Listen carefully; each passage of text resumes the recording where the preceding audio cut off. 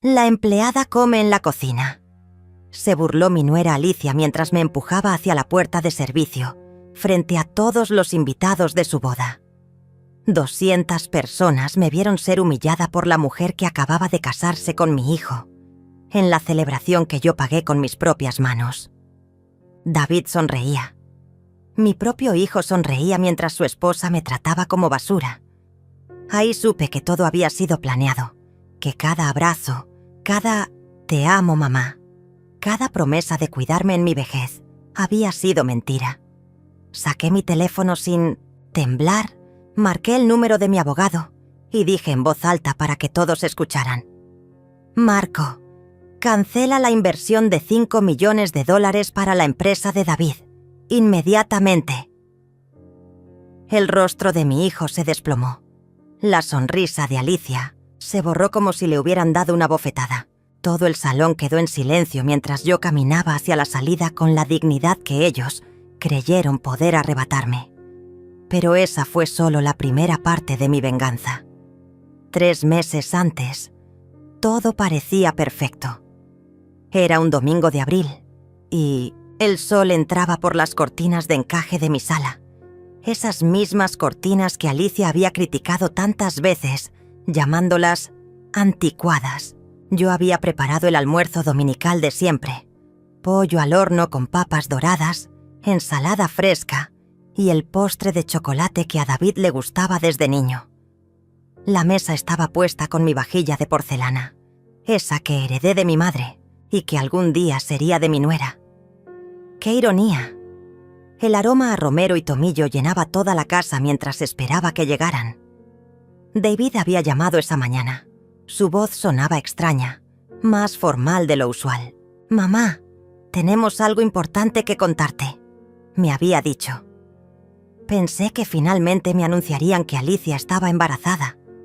A mis 67 años, lo único que deseaba era abrazar a un nieto. Cuando llegaron, noté algo diferente. David evitaba mirarme directamente a los ojos. Y Alicia, que normalmente criticaba cada detalle de mi decoración, estaba callada, casi nerviosa. Se sentaron en el sofá de la sala, ese mismo sofá donde abracé a David cuando tuvo pesadillas de niño, donde le enseñé a leer, donde celebramos su graduación. «Mamá», comenzó David, tomando la mano de Alicia, «hemos decidido casarnos el próximo mes». Mi corazón se llenó de alegría. Por fin mi hijo tendría la familia que siempre soñé para él. «Y queremos pedirte algo especial», continuó Alicia con una sonrisa que ahora sé era falsa. «Queremos que inviertas en nuestro nuevo proyecto. David va a abrir su propia empresa de arquitectura y yo voy a desarrollar mi marca personal. Necesitamos 5 millones para empezar fuerte. 5 millones. La cifra flotó en el aire como una promesa de futuro. Yo había trabajado toda mi vida para construir mi fortuna. Desde los 18 años, cuando quedé viuda con un bebé en brazos, luché día y noche para salir adelante. Vendí seguros de puerta en puerta, abrí una pequeña tienda, después otra, hasta construir una cadena de locales que me dio la independencia económica que siempre busqué. Todo lo hice pensando en David, en darle la vida que yo nunca tuve. «Por supuesto, mi amor», le dije sin dudarlo. «Todo lo que tengo es para ustedes». La sonrisa de Alicia se amplió, pero había algo en sus ojos que debía haber notado. Una frialdad que me heló la sangre por un instante.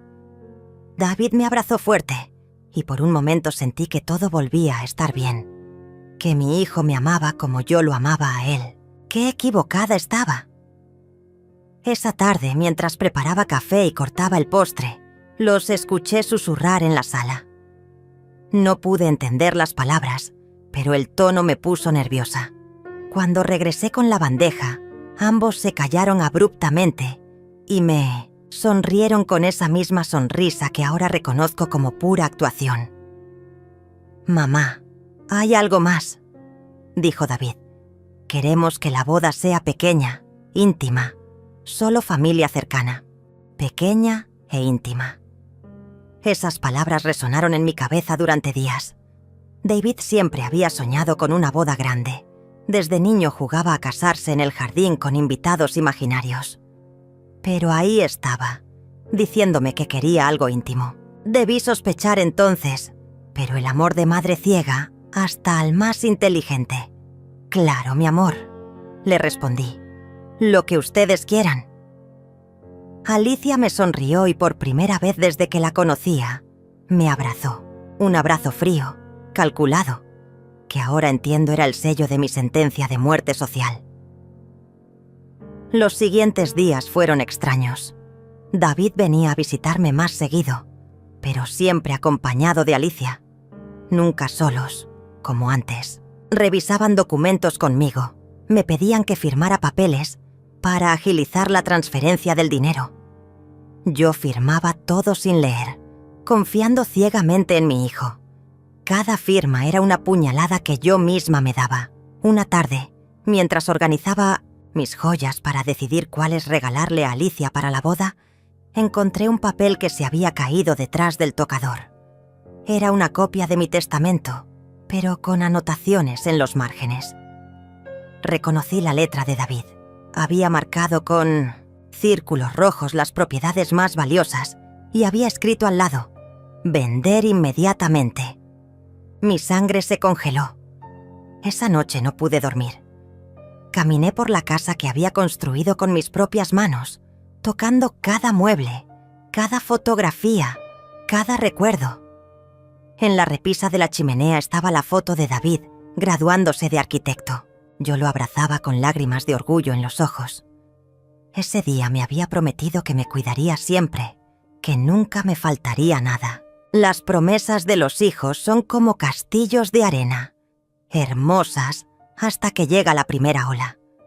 Al día siguiente decidí hacer algo que nunca había hecho: espiar. Me escondí en el jardín cuando David y Alicia llegaron a revisar los últimos detalles de la boda. Dejaron la puerta de la cocina abierta y sus voces llegaban claras hasta donde estaba, agachada detrás de los rosales que planté cuando David era pequeño. «Ya casi terminamos con la vieja», escuché decir a Alicia con una risa que me atravesó el alma. «Una vez que transfiera el dinero y cambie el testamento, podemos empezar a planear cómo deshacernos de ella». David se rió. Mi hijo se rió ante la idea de deshacerse de mí. «Mi madre siempre ha sido demasiado confiada», respondió él. «Nunca lee lo que firma. Ya tiene el poder notarial a mi nombre y ni siquiera se dio cuenta». Mis piernas temblaron. El poder notarial. Recordé haber firmado un documento para facilitar los trámites bancarios. Había sido una trampa. «¿Y si se da cuenta?», preguntó Alicia. «Es una mujer inteligente. Construyó un imperio». «Era inteligente», corrigió David. «Ahora es solo una vieja sentimental que haría cualquier cosa por su hijo. Además, ya empezamos a sembrar la idea de que está perdiendo la memoria. Los vecinos ya empiezan a comentar». El mundo se detuvo. Entendí entonces por qué David había empezado a corregirme cuando contaba anécdotas. Por qué Alicia siempre decía: «¿Estás segura, Yolanda?», cuando yo mencionaba algo. Estaban construyendo la narrativa de mi deterioro mental para justificar lo que venía después. Después de la boda la convencemos de que necesita cuidados especiales.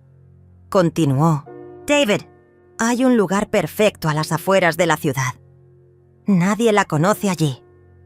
Un asilo. Querían encerrarme en un asilo después de robarme todo».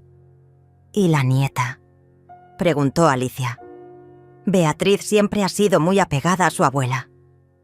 «Beatriz es menor, de edad», respondió David fríamente.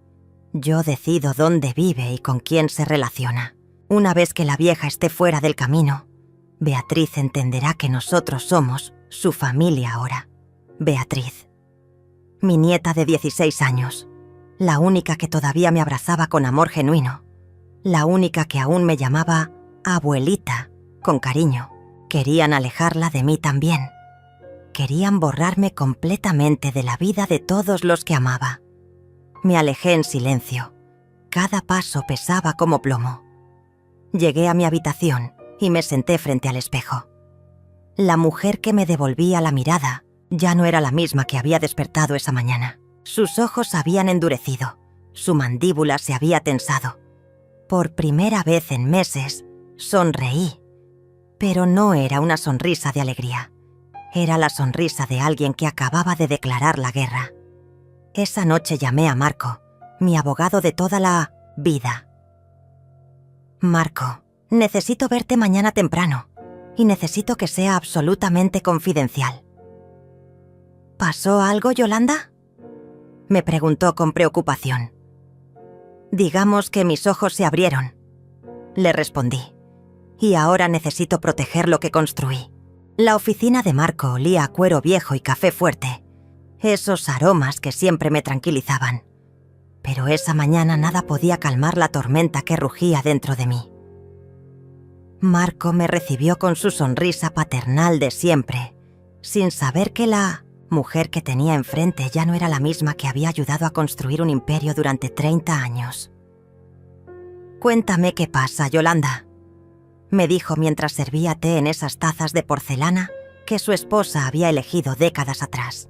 Le conté todo, cada palabra venenosa que había escuchado, cada documento que había firmado sin leer, cada sonrisa falsa que había recibido. Marco escuchó en silencio, sus ojos endureciéndose con cada detalle. «Hijo de puta», murmuró cuando terminé.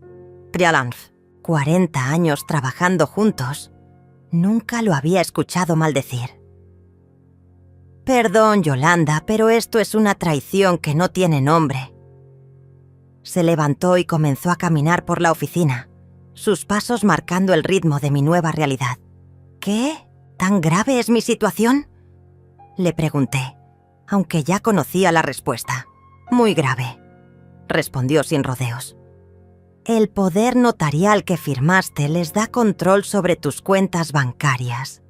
Pueden mover dinero, vender propiedades, incluso internarte si consiguen 2 certificados médicos que declaren tu incapacidad mental».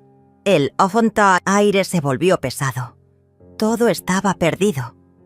O eso pensé hasta que Marco sonrió con esa sonrisa que solo mostraba cuando tenía un as bajo la manga. «Pero hay algo que no saben», continuó. «Siempre fuiste muy precavida. ¿Recuerdas el fideicomiso que creamos hace 5 años?» Lo recordaba vagamente. «Pusimos allí el 80% de tus bienes más valiosos. Ese dinero solo puede ser movido con tu autorización personal y la mía. El poder notarial no aplica». Por primera vez en días, respiré aliviada. «¿Entonces todavía puedo luchar?» «No solo puedes», me dijo Marco. «Vas a ganar, pero necesitamos pruebas de lo que planean hacer contigo». Ahí fue cuando entendí que la guerra no había terminado. Apenas comenzaba. Regresé a casa con una misión clara: convertirme en espía. De mi propia vida. Durante los siguientes días, actué como la vieja tonta que ellos creían que era. Sonreía cuando David me corregía, asentía cuando Alicia sugería cambios en mi casa, fingía confusión cuando mencionaban fechas o nombres. Pero por dentro, cada neurona estaba alerta, grabando, recordando, planificando. Instalé cámaras de seguridad discretas en la sala y la cocina. Le dije a David que era por mi paranoia de anciana, que me sentía insegura viviendo sola. Él se rió y me dijo que era una excelente idea, que así él podría cuidarme mejor. No sabía que cada palabra que decía quedaría registrada. La primera grabación valiosa llegó 3 días después. David y Alicia habían venido a ultimar detalles de la boda. Yo fingí quedarme dormida en mi sillón mientras ellos hablaban, en la cocina. «La transferencia de los 5 millones ya está autorizada», escuché decir a David. Mañana podemos empezar a mover el dinero a nuestras cuentas. ¿Y ella no sospecha nada?, preguntó Alicia. Por favor, respondió David con desdén. Mira cómo está. La semana pasada me preguntó 3 veces qué día era. Está perdiendo la cabeza más rápido de lo que esperábamos. Se rieron juntos de mi supuesta demencia.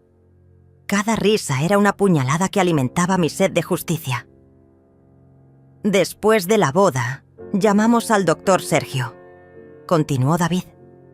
Él ya sabe lo que tiene que escribir en el certificado médico. Demencia senil avanzada, incapacidad para tomar decisiones. Con eso y el certificado del psiquiatra que Alicia conoce, podemos internarla sin que nadie haga preguntas. Sergio. El doctor Sergio, que había sido amigo de la familia durante años, que había atendido a David desde niño, que cenaba en mi mesa cada Navidad. Él también estaba comprado. La traición se extendía como una mancha de aceite, manchando hasta los recuerdos más preciados. Mi madre siempre fue muy orgullosa, dijo David. Cuando se dé cuenta de lo que pasó, será demasiado tarde. Estará encerrada y nosotros tendremos todo. ¿Y si trata de contactar a alguien?, preguntó Alicia. ¿Al abogado, por ejemplo? Marco es viejo, tiene casi 80 años. Además, siempre hizo todo lo que mi madre le pidió. Cuando vea los certificados médicos, entenderá que ya no puede representar a una persona mentalmente incapacitada. Tendrá que entregarme todo. Error. Su primer gran error. Marco no era el abogado complaciente que ellos imaginaban. Era un tiburón con 50 años de experiencia y acababan de meterse en aguas infestadas. Esa noche, mientras revisaba las grabaciones en mi habitación, una idea comenzó a formarse. No bastaba con defenderse. No bastaba con proteger mis bienes.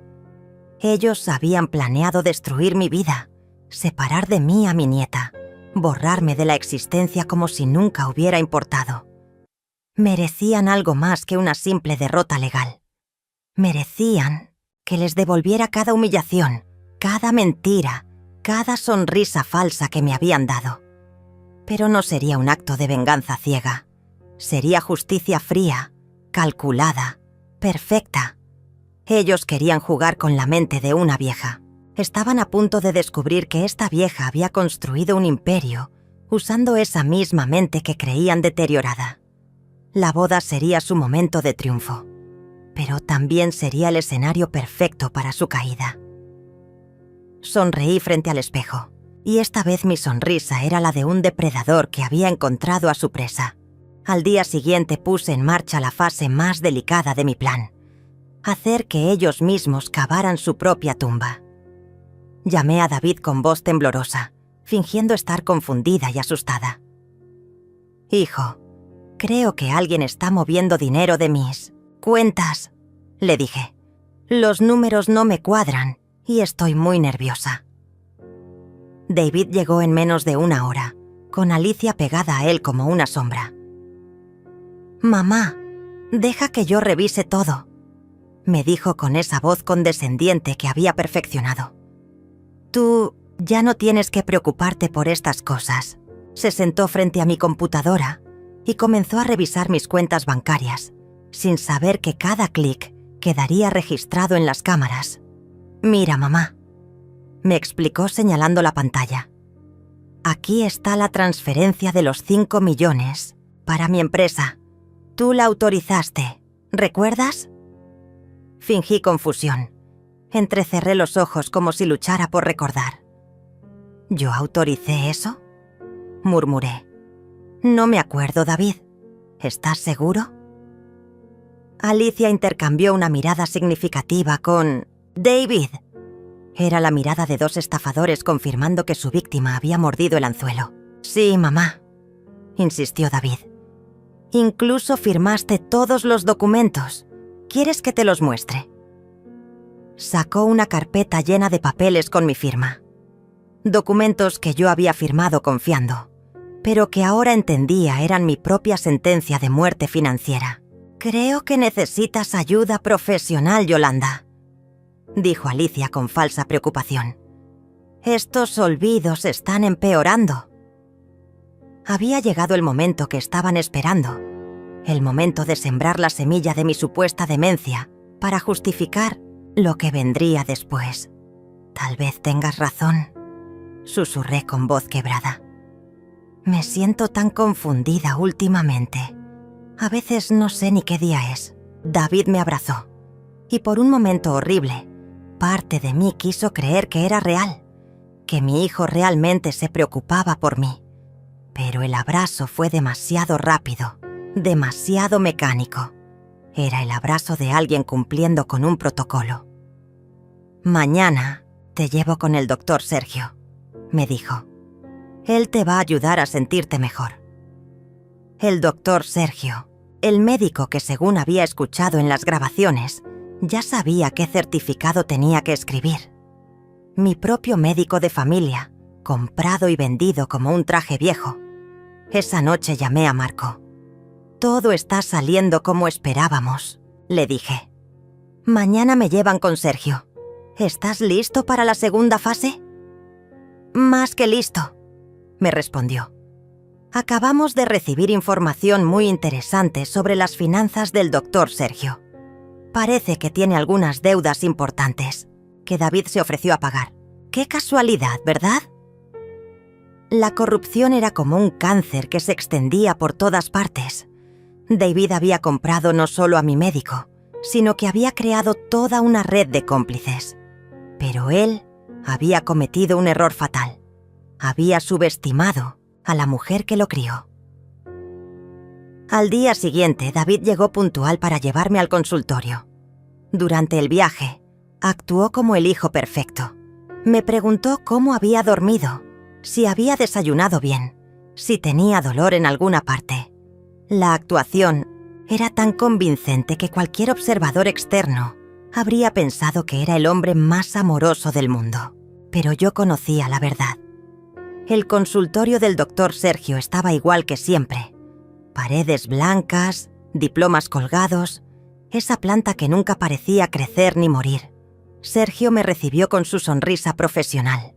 Pero había algo diferente. En sus ojos, una incomodidad que no sabía disimular. «Yolanda, qué gusto verte», me dijo, pero su voz sonaba forzada. «David me cuenta que has tenido algunos episodios de confusión», asentí con la cabeza, poniendo mi mejor cara de anciana perdida. «Doctor, a veces no sé ni dónde estoy», mentí. «El otro día me perdí en mi propia casa». David asintió gravemente. «Ayer no recordaba haber autorizado una transferencia bancaria importante», agregó. «Estoy muy preocupado por ella». Sergio comenzó a hacerme preguntas rutinarias. ¿Qué día era? ¿Quién era el presidente? ¿Qué había desayunado? Respondí algunas correctamente y otras mal, creando el patrón perfecto de deterioro cognitivo que ellos necesitaban. «Me gustaría hacerte algunos estudios más profundos», dijo Sergio después del examen. «Necesito evaluar mejor tu estado mental». Ahí estaba, la trampa cerrándose. «¿Qué tipo de estudios?», pregunté con voz temblorosa. «Nada invasivo», me tranquilizó falsamente. «Solo algunas pruebas psicológicas para determinar tu capacidad de tomar decisiones importantes». David me tomó la mano. «Es por tu bien, mamá», me dijo. «Queremos estar seguros de que estás recibiendo la atención que necesitas». La atención que necesitaba. Como si encerrarme en un asilo fuera un acto de amor filial. «Está bien», susurré. «Confío en ustedes». Esas palabras fueron como dagas en mi propia garganta, pero necesarias para completar la actuación. Sergio programó los estudios para la semana siguiente, justo 2 días antes de la boda. El timing era perfecto. Me declararían mentalmente incapacitada y después, en la celebración de su matrimonio, me humillarían públicamente para sellar mi destrucción social. Pero ellos no sabían que cada palabra de esa consulta había sido grabada por el dispositivo que llevaba escondido en mi cartera. No sabían que Marco ya había comenzado a investigar las finanzas de Sergio y había encontrado pagos sospechosos de David. No sabían que la vieja tonta que creían estar manipulando había sido más inteligente que ellos desde el primer día. Cuando salimos del consultorio, David me llevó a la Tours a almorzar a mi restaurante favorito. «Para celebrar que estás cuidando tu salud», me dijo. Comimos en silencio, él probablemente calculando cuánto dinero tendría disponible después de internarme, yo planificando cada detalle de su humillación pública. La guerra había comenzado oficialmente, y ellos ni siquiera sabían que ya habían perdido. Los siguientes días fueron un teatro macabro, donde yo era a la vez actriz y directora. David y Alicia intensificaron sus visitas, siempre bajo el pretexto de cuidar de mí. Pero cada conversación que tenían a mis espaldas era registrada, cada documento que me hacían firmar era fotografiado, cada mentira que me decían se convertía en una bala más para mi arsenal. La llamada más reveladora llegó el miércoles por la noche. Estaba fingiendo dormir en mi sillón, cuando David habló por teléfono con alguien, creyendo que no podía escucharlo. «Todo está saliendo perfecto», le decía a la persona del otro lado. «Sergio confirmará la demencia este viernes y el sábado es la boda. Para el domingo, la vieja estará internada y nosotros tendremos control total». «¿Y el dinero del fideicomiso?», preguntó una voz que reconocí como la de Fabián, el contador que había trabajado conmigo durante años. Otro traidor en mi lista. «Marco tendrá que entregárnoslo cuando vea el certificado de incapacidad», respondió David. «No tiene opción legal. Una vez que ella esté declarada mentalmente incompetente, yo soy su tutor legal automático». Mi sangre hirvió.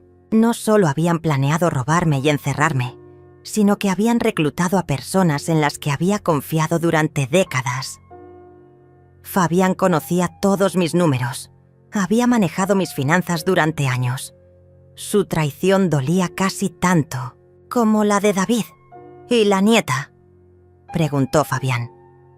«Beatriz es problema tuyo ahora», respondió David fríamente. «Una vez que su abuela esté fuera del camino, Beatriz entenderá quién manda en esta familia. O se adapta o se va. Se va». Querían echar a mi nieta, a la única persona pura que quedaba en toda esta pesadilla.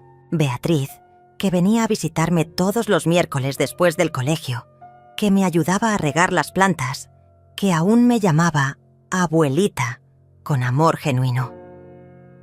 Sobre mi cadáver. Esa misma noche, cuando estuve segura de que David se había ido, llamé a Beatriz. «Abuelita, qué sorpresa», me dijo con esa voz alegre que siempre me derretía el corazón. «¿Estás bien? Papá dice que has estado un poco confundida últimamente». «Beatriz, necesito que vengas mañana después del colegio», le dije. «Hay algo muy importante que tengo que contarte». «¿Pasa algo malo?», me preguntó con preocupación. «Digamos que es hora de que sepas la verdad sobre algunas personas», le respondí. Al día siguiente, Beatriz llegó como siempre, con su uniforme del colegio y esa sonrisa que iluminaba toda mi casa. Pero cuando se sentó frente a mí y vio mi expresión seria, su sonrisa se desvaneció. «Abuelita, me estás asustando», me dijo. Le conté todo, cada detalle de la traición de su padre, cada plan que tenían para mí, cada mentira que habían construido. Beatriz me escuchó en silencio, sus ojos llenándose de lágrimas a medida que la verdad se hacía evidente. «No puede ser», susurró cuando terminé. «Papá no haría eso. Él te ama». «Escucha esto», le dije, y puse una de las grabaciones donde David hablaba de internarme y deshacerse de ella. La cara de mi nieta se descompuso. Las lágrimas comenzaron a caer sin control cuando escuchó a su propio padre describir cómo me echarían de mi propia casa. «¿Qué vamos a hacer?», me preguntó con voz quebrada. «Vamos a luchar», le respondí, tomando sus manos entre las mías. «Pero necesito que confíes en mí completamente. Lo que viene después va a ser muy difícil de ver, pero es la única manera de salvar lo que queda de nuestra familia». Le expliqué el plan. Beatriz tendría que actuar normalmente frente a su padre y Alicia, fingir que no sabía nada. El viernes, cuando me llevaran a la segunda cita con Sergio, ella estaría allí como testigo silenciosa. Y el sábado, en la boda, tendría que guardar silencio mientras su padre y Alicia me humillaban públicamente.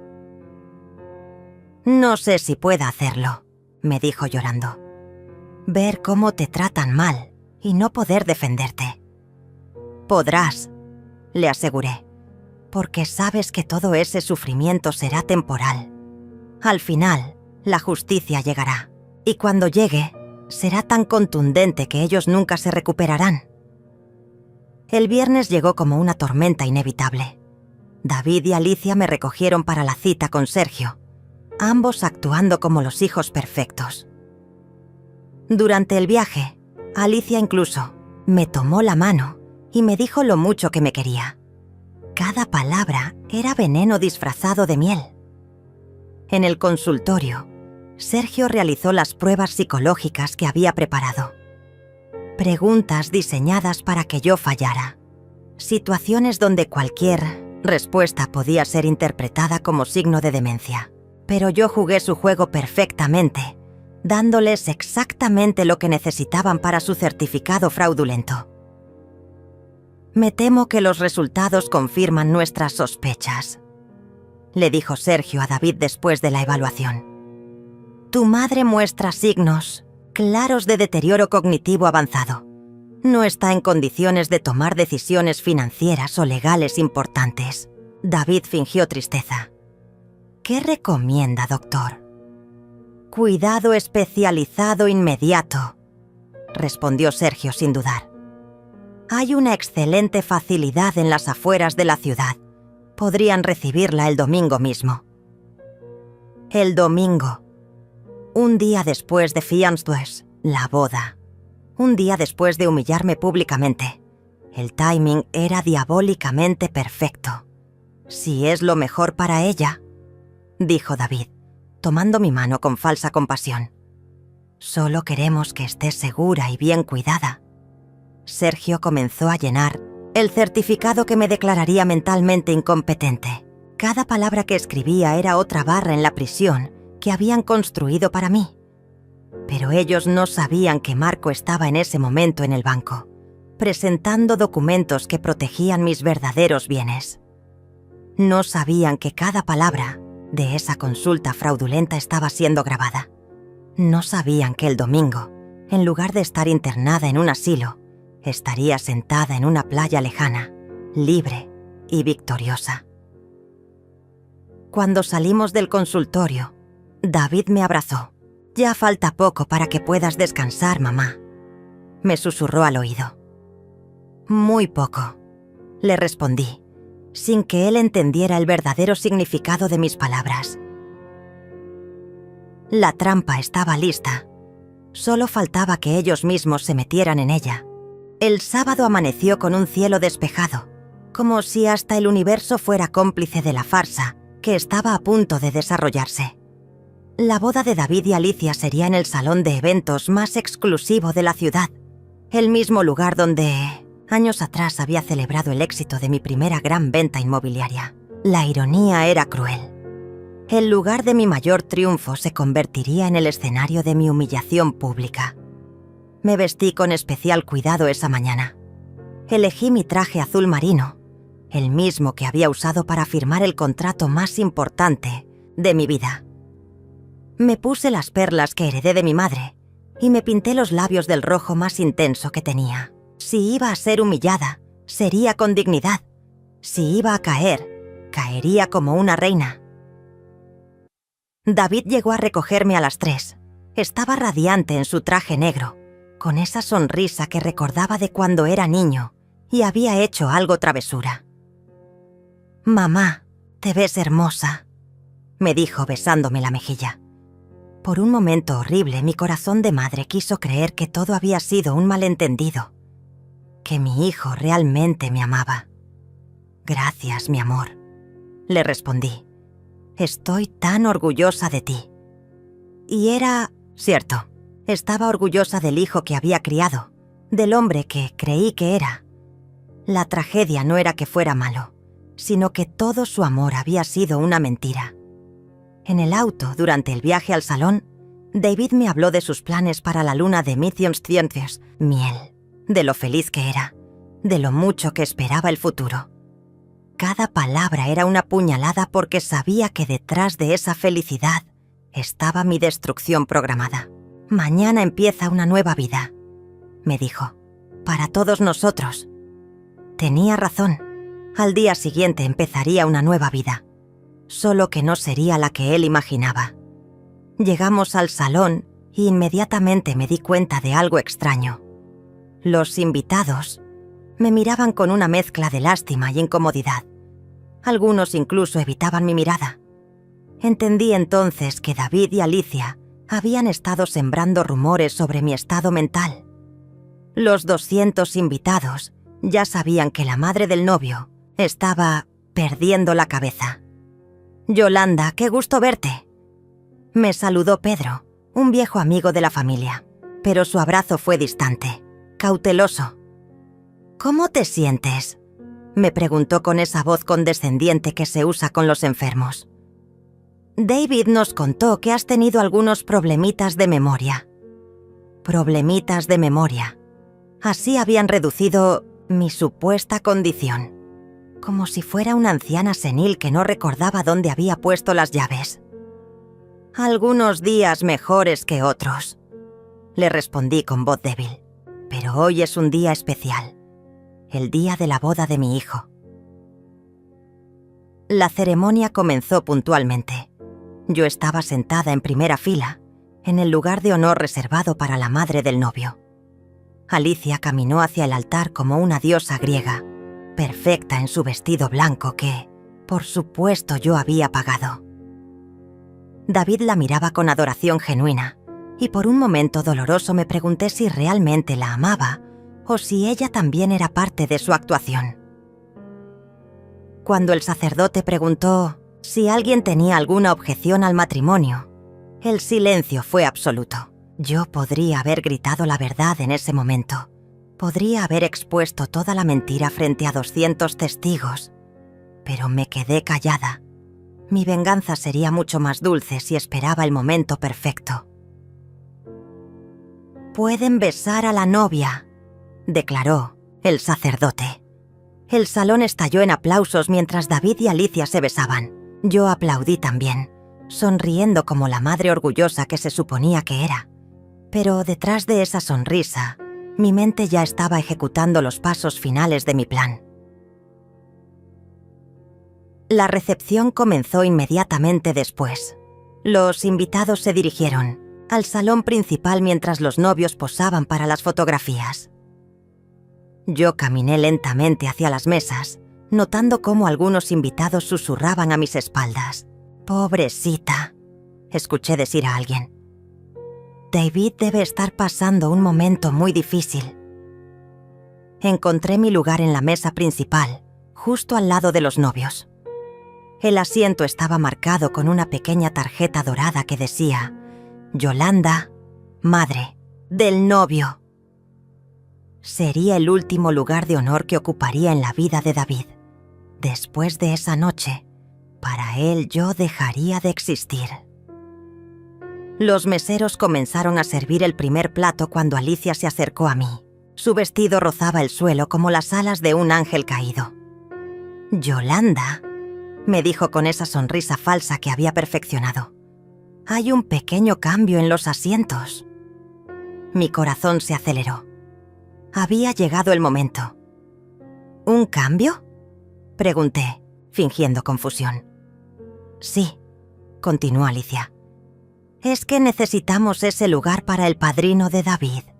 Él llegó sin avisarnos». Señaló hacia una mesa cerca de la cocina, en la parte trasera del salón. Te preparamos un lugar muy cómodo allá. La mesa que me señalaba estaba claramente marcada como el área de servicio. Era donde se sentaban los empleados del catering durante sus descansos. La humillación no podía ser más evidente. 200 pares de ojos me observaban, esperando mi reacción. «Por supuesto, mi amor», le dije con voz temblorosa. «Lo que tú digas». Me levanté lentamente, tomé mi cartera y caminé hacia la mesa del fondo. Cada paso resonaba en el silencio incómodo del salón. Cada mirada era una daga clavada en mi dignidad. Pero yo sabía algo que ellos no sabían. Sabía que cada segundo de esa humillación estaba siendo grabado por las cámaras de seguridad del salón. Sabía que Marco estaba esperando mi llamada. Sabía que en mi cartera llevaba el teléfono que cambiaría todo. Me senté en la mesa de la cocina, entre los platos sucios y los uniformes de los meseros. Alicia se acercó una vez más, esta vez con una sonrisa triunfante. «Aquí es donde comen las empleadas», me dijo en voz alta para que todos escucharan. «Estoy segura de que te sentirás más cómoda». El salón se llenó de murmullos incómodos. Algunos invitados parecían horrorizados por la crueldad de la escena. Otros simplemente miraban sus platos, demasiado cobardes para intervenir. David observaba desde su mesa, con esa sonrisa que ahora entendía era la sonrisa de un depredador satisfecho. Fue en ese momento, sentada entre la basura de la cocina como una empleada despedida, que saqué mi teléfono. Mis dedos no temblaron cuando marqué el número de Marco. Mi voz fue clara y firme cuando pronuncié las palabras que cambiarían todo. «Marco, cancela inmediatamente la inversión de $5 millones para la empresa de David. Ahora mismo». El silencio que siguió a mi llamada fue ensordecedor, como si alguien hubiera apretado un botón de pausa en toda la celebración. Los cubiertos dejaron de tintinear contra los platos, las conversaciones se cortaron en seco, hasta la música de fondo pareció disminuir su volumen. 200 personas acababan de escuchar cómo la vieja demente cancelaba $5 millones con una claridad mental que contradecía todo lo que les habían contado. David se levantó de su silla, tan bruscamente que derribó su copa de champán. El líquido dorado se derramó sobre el mantel blanco como una mancha de sangre. Su cara había perdido todo color. Sus ojos se habían llenado de un pánico que nunca antes había visto. «Mamá», gritó desde el otro lado del salón. «¿Qué estás haciendo?» «Lo que debí hacer hace meses», le respondí sin levantar la voz. Mi tono era tan calmo que resultaba más aterrador que cualquier grito. «Proteger lo que construí con mis propias manos». Me levanté de la mesa de la cocina y caminé hacia el centro del salón. Cada paso era firme, decidido. La vieja confundida, que habían humillado, había desaparecido por completo. Alicia corrió hacia mí con su vestido de novia, arrastrándose por el suelo. «Yolanda, por favor», me suplicó. «Estás confundida. No sabes lo que estás diciendo». Pero su voz temblaba. La sonrisa triunfante se había convertido en una máscara de desesperación. «¿Confundida?», repetí con una sonrisa fría. «¿Confundida? Como cuando firmé el poder notarial que me hicieron firmar sin explicarme para qué era. Confundida como cuando el doctor Sergio escribió un certificado de demencia falso. Confundida como cuando planearon internarme mañana en un asilo para quedarse con todo mi dinero». El salón se llenó de murmullos de shock. Los invitados comenzaron a entender que no habían sido testigos de la excentricidad de una anciana, sino del desenmascaramiento de una estafa familiar. Las miradas se dirigían ahora hacia David y Alicia, con una mezcla de horror y disgusto. «Eso no es cierto», gritó David, acercándose a mí. «Mamá, estás teniendo uno de tus episodios. Por favor, deja que te ayude». Trató de tomar mi brazo, pero yo me aparté con una fuerza que lo sorprendió. ¿Mis episodios? Me reí con amargura. ¿Te refieres a los episodios que inventaste para justificar tu robo? ¿A la demencia que fingí para descubrir hasta dónde llegaba tu traición? Saqué mi teléfono de nuevo y puse el altavoz. Escuchen todos esto. La voz de David llenó el salón. Todo está saliendo perfecto. Sergio confirmará la demencia este viernes y el sábado es la boda. Para el domingo, la vieja estará internada y nosotros tendremos control total. El silencio que siguió fue sepulcral. Hasta los meseros habían dejado de trabajar para escuchar. La grabación continuó. Una vez que ella esté declarada mentalmente incompetente, yo soy su tutor legal automático. Después se escuchó la voz de Fabián preguntando por el dinero, del fideicomiso, y finalmente las palabras más dolorosas. Beatriz es problema tuyo ahora. Una vez que su abuela esté fuera del camino, Beatriz entenderá quién manda en esta familia. O se adapta o se va. Los invitados estaban horrorizados. Algunos se habían levantado de sus asientos. Otros tapaban sus bocas con las manos. La madre de Alicia, sentada en primera fila, había comenzado a llorar. Era el colapso total de la farsa que David y Alicia habían construido. «Eso está sacado de contexto», gritó David desesperado. «Ella editó las grabaciones». Pero su voz sonaba hueca, desesperada. La mentira ya no podía sostenerse ante la evidencia. «¿Editadas?», pregunté con calma sobrenatural. «¿Cómo editaste tú el poder notarial que me hiciste firmar? ¿Cómo editó el doctor Sergio mi certificado médico? ¿Cómo editaste 35 años de amor maternal para convertirlos en una estafa?» Alicia había comenzado a llorar, pero no eran lágrimas de tristeza. Eran lágrimas de rabia, de frustración por ver su plan perfecto desmoronarse frente a 200 personas. «Tú nos debes ese dinero», me gritó con una furia que había mantenido oculta durante meses. «Después de todo lo que hemos soportado, sé cuidándote». «¿Cuidándome?», me reí. ¿Llamas cuidado a planear mi internamiento? ¿Llamas cuidado a comprar médicos para que declaren mi demencia? ¿Llamas cuidado a humillarme en la boda de mi propio hijo? Mi voz se elevó por primera vez, cargada de meses de dolor contenido. David trató una última estrategia desesperada. Se arrodilló frente a mí, con lágrimas que no sabía si eran reales o actuadas. «Mamá, por favor», me suplicó. «Soy tu hijo. Todo esto es un malentendido. Puedes quedarte con tu dinero, pero no destruyas mi familia». Lo miré a los ojos durante un largo momento. Busqué en esas pupilas al niño que había criado, al hombre que había amado incondicionalmente, pero todo lo que encontré fue al extraño que había planeado mi destrucción. «Ya no tienes familia», le dije con una frialdad que me sorprendió a mí misma. «La destruiste cuando decidiste que tu madre era un obstáculo para tu codicia». Me di vuelta hacia los invitados. 200 rostros me observaban con una mezcla de admiración y horror. «Lamento que hayan tenido que presenciar esto», les dije. «Pero era necesario que todos supieran la verdad, que vieran quién es realmente el hombre que creyeron conocer». Caminé hacia la salida con pasos lentos pero firmes. Detrás de mí escuchaba los gritos desesperados de David y Alicia, sus súplicas, sus amenazas, sus intentos patéticos de salvar algo de la catástrofe que ellos mismos habían creado. Pero ya no me importaba. La mujer que había entrado a ese salón como víctima estaba saliendo como vencedora. En la puerta me esperaba Beatriz, con lágrimas en los ojos, pero una sonrisa orgullosa en los labios. «Abuelita», me susurró, «eres la mujer más valiente que conozco». La abracé fuerte, sabiendo que ella era lo único puro que había salvado de toda esta pesadilla.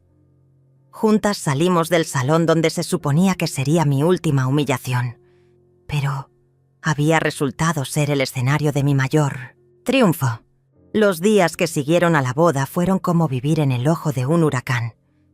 Mientras afuera se desataba el caos, dentro de mi casa reinaba una calma extraña, casi supernatural.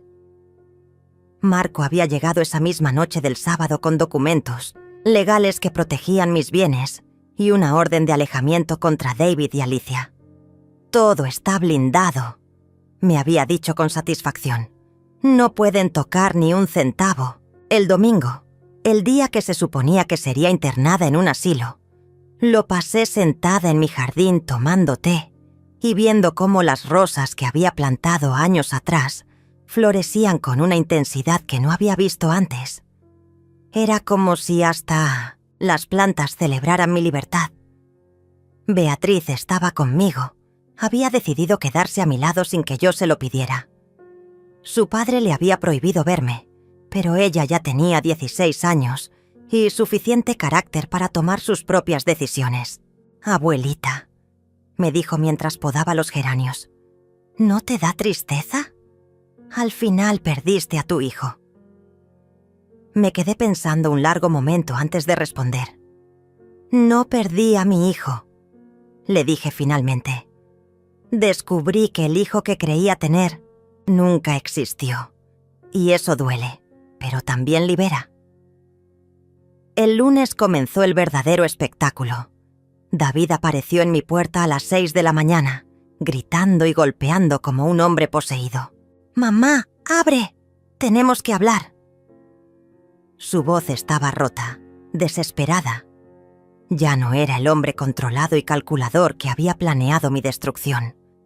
Era un niño grande que acababa de descubrir que sus padres no le comprarían el juguete que quería. No abrí la puerta, pero sí activé la grabadora. Cada palabra que gritaba quedaba registrada para la posteridad. «Te lo ruego. Sin ese dinero mi empresa quebrará. Alicia me va a dejar. Todo se está cayendo a pedazos». Era fascinante escuchar cómo su mundo perfecto se desmoronaba en tiempo real. Alicia llegó media hora después y juntos montaron un espectáculo digno de telenovela. Ella lloraba dramáticamente mientras él pateaba mi puerta. «Yolanda, por favor, piensa en tu nieta. Beatriz necesita una familia unida». Era increíble cómo trataban de usar a mi propia nieta como arma emocional, sin saber que ella estaba sentada a mi lado, escuchando todo y moviendo la cabeza con disgusto. Al mediodía llegó la policía. Alguien había llamado reportando disturbios. Cuando los oficiales vieron a David y Alicia gritando frente a mi casa, y yo les mostré la orden de alejamiento, no tuvieron más opción que escoltarlos fuera de mi propiedad. «Señora», me dijo uno de los policías, «si vuelven a molestarla, no dude en llamarnos». Pero ellos no se rindieron. Si no podían llegar a mí directamente, encontrarían otras maneras. El martes aparecieron en mi puerta 2 hombres trajeados, que se presentaron como abogados de David. «Señora Yolanda», me dijeron con voces melosas, «nuestro cliente está dispuesto a llegar a un acuerdo. Él renunciará a cualquier reclamo sobre sus bienes si usted le permite conservar los 5 millones ya transferidos». Me reí en sus caras. «Dígale a su cliente que no hay acuerdo posible, que debió pensar en las consecuencias antes de planear mi destrucción». Los abogados intercambiaron miradas incómodas. Era obvio que David les había contado una versión muy diferente de los eventos. El miércoles fue el turno de la manipulación emocional. Alicia publicó un video en redes sociales donde aparecía llorando, con los ojos hinchados y la voz quebrada. «Mi suegra está enferma», decía entre sollozos falsos. «No está bien mentalmente y está destruyendo a nuestra familia. David solo quería cuidarla, y ahora ella lo está castigando por amarla». El video se volvió viral en horas. Los comentarios se dividían entre los que creían la actuación de Alicia y los que recordaban la humillación pública de la boda. Beatriz me enseñó el video con indignación. Abuelita, ¿vas a responder? No hace falta, le dije con calma. La verdad siempre sale a la luz. Y tenía razón. Al día siguiente, alguien filtró el audio completo de las grabaciones donde David y Alicia planeaban mi internamiento. El mismo público que había simpatizado con el video de Alicia ahora la atacaba ferozmente. Los comentarios eran devastadores. ¡Qué hijos más desgraciados! Esa vieja es una guerrera. Ojalá tuviera la valentía de esta señora. El jueves llegó el golpe de gracia. Marco había estado investigando las finanzas de David y descubrió algo hermoso. La empresa que había montado con mi dinero estaba completamente endeudada. Sin los 5 millones del fideicomiso, no podía pagar a sus empleados, sus préstamos bancarios o los contratos que ya había firmado. La quiebra era inevitable. Irónicamente, me explicó Marco con una sonrisa diabólica. Si hubiera sido honesto contigo desde el principio, si te hubiera pedido el dinero sin engaños, probablemente se lo habrías dado y su empresa habría prosperado. Su codicia fue su perdición. El viernes, David hizo su último intento desesperado. Llegó a mi casa con Beatriz como escudo humano, sabiendo que era la única persona que podía hacerme abrir la puerta. ¡Abuelita!, me gritó mi nieta desde afuera, pero su voz sonaba forzada. «Papá quiere hablar contigo». Abrí la puerta y encontré a David sujetando firmemente el brazo de Beatriz. Tenía ojeras profundas, barba de varios días y la ropa arrugada. El hombre exitoso y arrogante había desaparecido, reemplazado por un fantasma de desesperación. «Mamá», me dijo con voz quebrada, «soy tu hijo. ¿Cómo puedes destruir a tu propia sangre? Yo no te destruí». Le respondí con una frialdad que me sorprendió. «Te autodestruiste cuando decidiste que tu madre era un obstáculo para tu codicia». Beatriz me miró con ojos suplicantes, pero no de apoyo a su padre. Me suplicaba que no cediera, que no permitiera que la manipularan otra vez. «Suelta a mi nieta», le ordené, «y no vuelvas por aquí. Ya no tienes nada que decirme». David me miró durante un largo momento, buscando algún rastro de la madre que había conocido. Pero esa mujer había muerto el día que descubrí su traición. Soltó el brazo de Beatriz y se alejó caminando lentamente, como un hombre derrotado que finalmente había entendido que la guerra había terminado. Mientras se alejaba, no pude evitar sentir una punzada de dolor maternal. Después de todo, había sido mi bebé una vez. Pero ese bebé había crecido hasta convertirse en un hombre que quiso destruir a la mujer que le dio la vida. El silencio que siguió a su partida fue el más hermoso que había escuchado en meses. 6 meses después, mi nueva vida había tomado una forma que jamás habría imaginado. La casa junto al mar que compré en un pequeño pueblo costero era todo lo que necesitaba. Simple, luminosa, con un jardín donde podía cultivar las hierbas aromáticas que tanto me gustaban. Cada mañana me despertaba con el sonido de las olas y el canto de los pájaros, sonidos que lavaban mi alma de todo el dolor que había acumulado. Beatriz había decidido mudarse conmigo.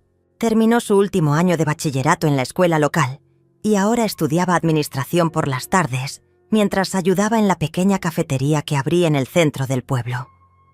«Abuelita», me decía mientras acomodaba las mesas cada mañana, «nunca pensé que sería tan feliz viviendo en un lugar tan pequeño». Yo tampoco lo había pensado. Después de décadas construyendo un imperio empresarial, descubrí que la verdadera riqueza estaba en la paz. En poder tomar mi café matutino sin miedo a ser traicionada. En abrazar a mi nieta sin preguntarme si sus gestos de cariño eran genuinos. En dormir profundamente sin preocuparme por documentos fraudulentos o certificados médicos falsos. Marco me visitaba una vez al mes para informarme sobre los asuntos legales que aún quedaban pendientes. «David declaró bancarrota», me contó, en su última visita. La empresa quebró completamente. Alicia lo dejó la semana pasada y se fue con otro hombre. Uno que sí tiene dinero. No sentí satisfacción al escuchar esas noticias. Solo una tristeza profunda por el hijo que pudo haber sido y nunca fue. ¿Ha intentado contactarte?, me preguntó Marco. No directamente, le respondí. Pero sé que sigue en la ciudad. A veces Beatriz recibe mensajes suyos pidiendo perdón. Era cierto. David había empezado a enviar cartas llenas de disculpas y súplicas. Cartas que yo leía pero nunca respondía. Las palabras en papel no podían borrar meses de traición. Calculada, una tarde, mientras regaba las plantas de mi jardín, vi una figura familiar caminando por la playa. Era David. Había encontrado mi dirección y había viajado 3 horas para llegar hasta aquí. Se veía más delgado, más viejo, como si los últimos meses le hubieran robado años de vida. Se acercó lentamente a la valla de mi jardín, manteniéndose a una distancia respetuosa. «Mamá», me dijo con voz quebrada, «sé que no tengo derecho a estar aquí». Sus ojos estaban rojos, hinchados de llorar. «Solo quería decirte que lo siento, que me perdone o no. Necesitabas saber que estoy arrepentido». Lo miré durante un largo momento. El hombre que tenía frente a mí ya no era el depredador calculador que había planeado mi destrucción. Era un hombre roto que finalmente entendía las consecuencias de sus actos. Pero el arrepentimiento tardío no puede reparar heridas que llegan hasta el alma. «¿De qué te arrepientes exactamente?», le pregunté sin acercarme a la valla. «¿De haberme traicionado o de haber sido descubierto?». David agachó la cabeza. «De todo», susurró. «De haberte lastimado. De haber perdido a la madre más amorosa del mundo por dinero sucio. Entonces ya sabes por qué no puedo perdonarte», le respondí con calma. «No se trata solo del dinero, David. Se trata de que planeaste borrarme de la existencia. Planeaste internarme como si fuera un estorbo. Planeaste alejar a Beatriz de mí. Eso no se perdona con lágrimas tardías». David comenzó a llorar abiertamente. Era un llanto silencioso, desesperado, de alguien que finalmente comprende la magnitud de lo que ha perdido. «Mamá», me suplicó, «no puedo vivir sabiendo que te odias». «No te odio», le dije, y era verdad. El odio requiere energía que prefiero usar en ser feliz. Simplemente ya no existes en mi vida. Se quedó allí parado durante varios minutos, esperando algo más. Una palabra de consuelo, un gesto de perdón, cualquier cosa que aliviara su culpa. Pero yo no tenía nada más que darle. Había gastado todo mi amor maternal en el hombre que creí que era. No me quedaba nada para el extraño en que se había convertido. Finalmente se dio vuelta y se alejó por la playa. Lo vi caminar hasta que su figura se perdió en el horizonte. Sabía que era la última vez que lo vería. Cuando Beatriz llegó del colegio esa tarde, le conté sobre la visita de su padre. «¿Cómo te sientes?», me preguntó con preocupación. «En paz», le respondí honestamente. Cerré la última puerta que quedaba abierta. Esa noche, mientras preparaba la cena, me di cuenta de que por primera vez en meses no pensé en David ni una sola vez durante todo el día. La liberación era completa. El domingo, mientras Beatriz y yo plantábamos hierbabuena en el jardín, llegó un sobre por correo certificado. Era de un notario de la ciudad. David había redactado una carta renunciando oficialmente a cualquier derecho sobre mis bienes y pidiendo que Beatriz fuera declarada mi heredera universal. Era su última súplica de perdón, entregada de la única manera que importaba, con actos, no con palabras. «Al menos hizo algo bien al final», comentó Beatriz mientras leía el documento. «Demasiado poco, demasiado tarde», le respondí. pero al menos ya no tendremos que preocuparnos por reclamos legales en el futuro. Guardé el documento en mi escritorio y no volví a pensar en él. Mi vida ya no giraba alrededor del daño que otros me habían causado, sino alrededor de la felicidad que estaba construyendo día a día. Mientras el sol se ponía sobre el océano, Beatriz y yo nos sentamos en la terraza a tomar té de hierbabuena fresca. El aroma llenaba el aire con una dulzura que parecía limpiar hasta los recuerdos más amargos. «Abuelita», me dijo mi nieta, «¿alguna vez te arrepientes de haber peleado?» «Nunca», le respondí sin dudar. Luché por mi dignidad cuando todos pensaron que era demasiado vieja y tonta para defenderme. Demostré que una mujer de 67 años puede ser más astuta que estafadores de 30. Y sobre todo, me salvé a mí misma cuando nadie más lo haría. Beatriz sonrió y puso su cabeza en mi hombro. En ese momento entendí que había ganado algo mucho más valioso que dinero o propiedades. Había recuperado mi libertad, mi dignidad y el amor puro de la única persona que realmente importaba. El océano seguía susurrando sus secretos, mientras las estrellas comenzaban a aparecer en el cielo. David nunca más tocó mi nombre. Alicia desapareció en la sombra del olvido. Y yo, la vieja que todos subestimaron, seguí viviendo cada día como una victoria silenciosa contra todos los que creyeron que podrían destruirme. Algunas batallas se ganan gritando.